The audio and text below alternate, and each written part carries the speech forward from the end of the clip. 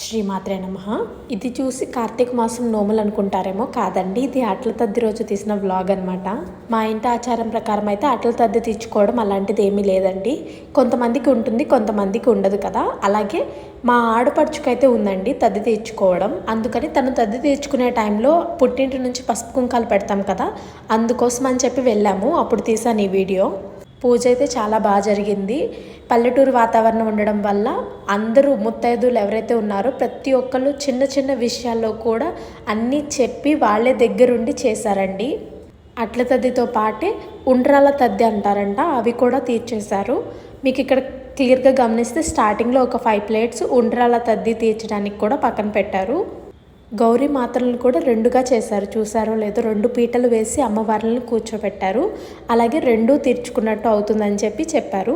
నాకు ఈ పూజ గురించి అయితే పూర్తిగా ఇన్ఫర్మేషన్ అయితే తెలియదండి. నేనే ఫస్ట్ టైం చూస్తున్నాను ఇలా చేయడం. వీడియోస్లో అన్నిటిలో ట్రెండ్ అయిపోయింది.